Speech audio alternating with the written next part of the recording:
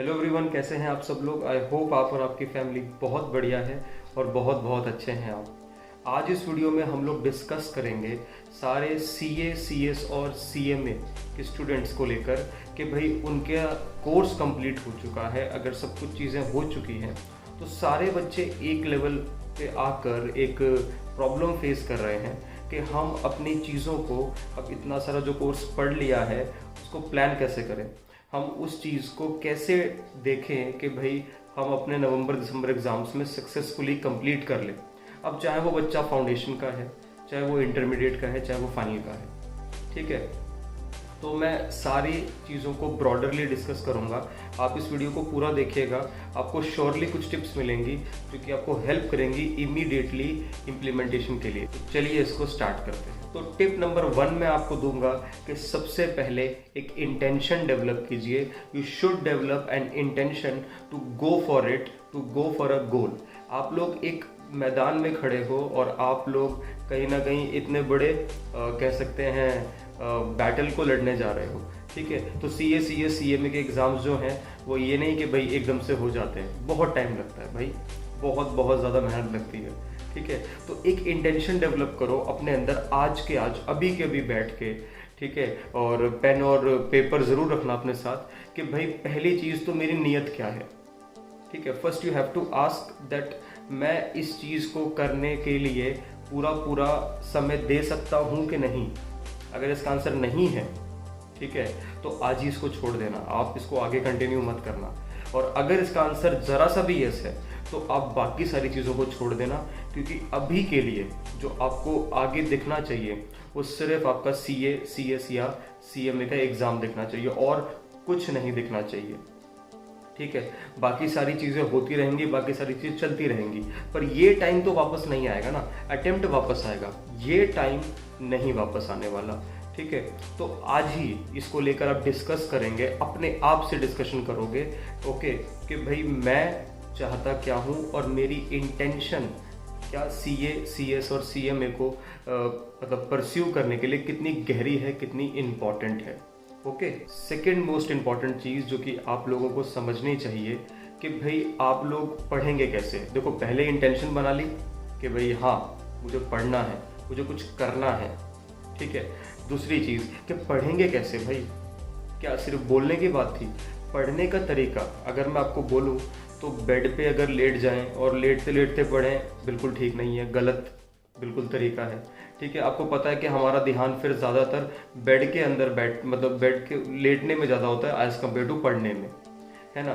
तो एक अच्छा सा सिंपल सा एक पोस्चर होता है। मैं आपको 2 चीज़ें बताता हूँ, ठीक है। मैं भी ऐसे ही क्या करता था, ठीक है। अगर तो आपके पास एक अच्छा सा सुलझा सा स्टडी टेबल है तो वो बच्चों को तो मैं कहूँगा कि पढ़ें, सिर्फ स्टडी टेबल पे पढ़ें और कहीं नहीं। अच्छा, अब बात करते हैं दूसरे बच्चों की जिनके पास स्टडी टेबल नहीं है या वो जैसे तैसे करके अपने घर पे स्टडी टेबल को अरेंज करते हैं, बनाते हैं। तो आप क्या कर सकते हो, आप एक छोटा सा टेबल ले सकते हो जो कि कहीं भी मार्केट में मिल जाता है। आप बेड पे रखकर अपना स्टडीज़ को अच्छे से कर सकते हो। इससे देखो 2 चीज़ें होंगी। बायोलॉजिकली देखें तो हमारी जो गर्दन होती है, ये जो हिस्सा होता है, ठीक है, गर्दन का, वो बहुत दर्द करता है अगर हम ज़्यादा नीचे सर झुकाते हैं, है ना। और अगर ये चीज़ बिल्कुल मेंटेनेंस में रहेगी तो हमारे लिए प्रोडक्टिविटी और अच्छी बढ़ जाएगी। मे बी जहाँ पर हम लोग 2 घंटे या 1.5 घंटा पढ़ सकते थे वो हम ज़्यादा खींच देंगे, ठीक। तो आपको क्या करना है जी, सेकंड पॉइंट में आपको एक अच्छा सा बढ़िया सा स्टडी टेबल है तो that is very good. But हाँ, कुछ बच्चों के पास वो नहीं है, ठीक है। कुछ बच्चे तो ऐसे भी हैं जो सीएस परस्यू करते हैं, जो कि एक कमरे में उनकी पूरी फैमिली रहती है, ठीक है। ऐसे बच्चे क्या करें भाई, हार मत मानना, यही एक वॉरियर की निशानी होती है। आपको सिर्फ क्या करना है कि अपने जो भी आपका बेड है, खाट है, कुछ भी है, आप उस पर एक छोटा स्टडी टेबल खरीद लीजिए जो कि आराम से मिल जाता है मार्केट में, ठीक है। उस पर रख के पढ़िए, आपकी प्रोडक्टिविटी बहुत अच्छी होगी और कल को आप अपनी फैमिली को भी बहुत आगे ले जाओगे, ओके। अब थर्ड पॉइंट पे आते हैं। तीसरा चीज़ आपको क्या करना है, ठीक है।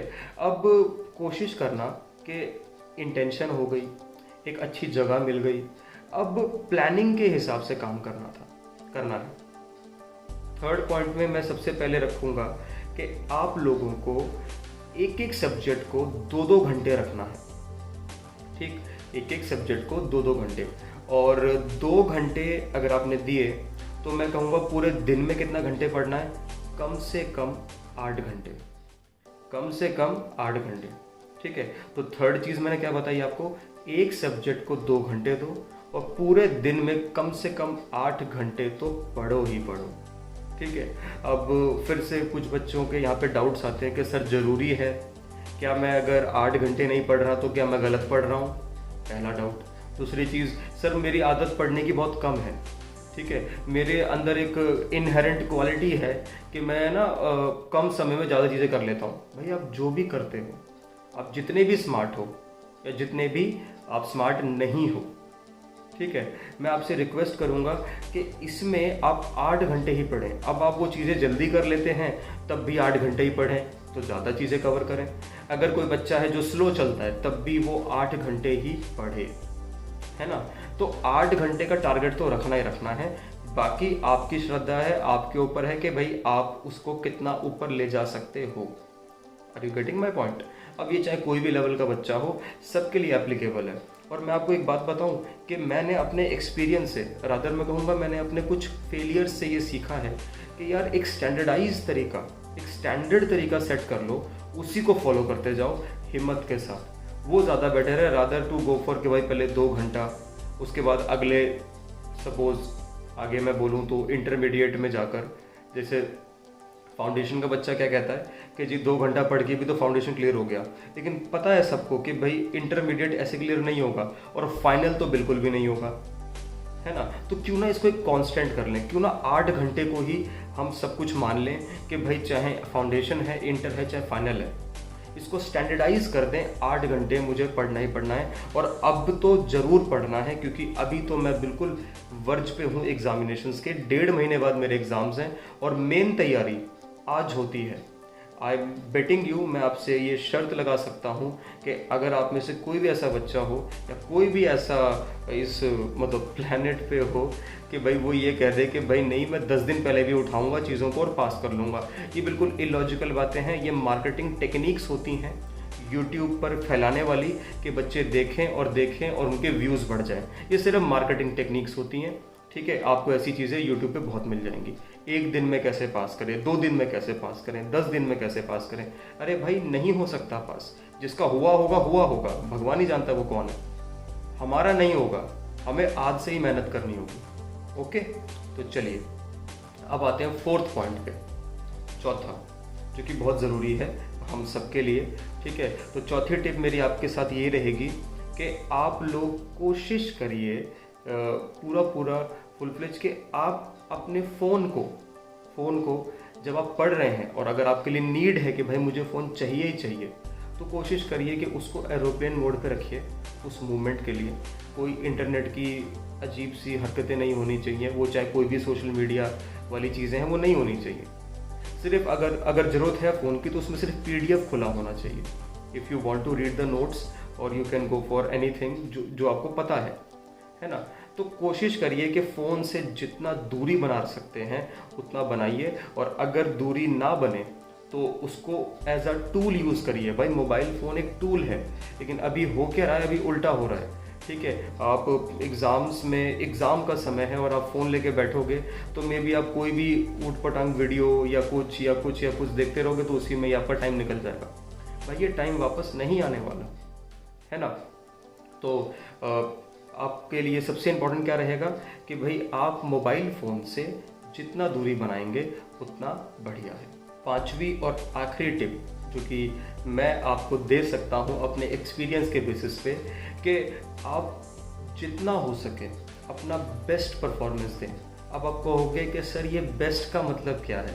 ठीक है, हम तो पढ़ रहे हैं, हम तो काम भी कर रहे हैं। बेस्ट का मतलब ये है कि कुछ शॉर्ट टर्म्स के लिए ना कुछ अफर्मेशंस लिख लो कहीं पर भी। अफर्मेशंस का मतलब समझाता हूँ, देखो आप क्या करो, आप अपने आसपास जो भी जहाँ पर आप बैठते हो पढ़ने के लिए कुछ भी, वहाँ पर आप लिख सकते हो I can and I will clear the CA examinations, I will clear my CS और CMA रिस्पेक्टिवली एग्जामिनेशंस। मेरे अंदर है दम, मैं कर सकता हूँ। ऐसे जब आप लिखते हो ना तो आप अपने आप को खुद सराउंड कर रहे हो किससे? पॉजिटिव चीज़ों से। आपको किसी की ज़रूरत नहीं है, आप खुद ही अपने लिए पॉजिटिविटी क्रिएट कर रहे हो। इसलिए इसको कहते हैं अफर्मेशंस।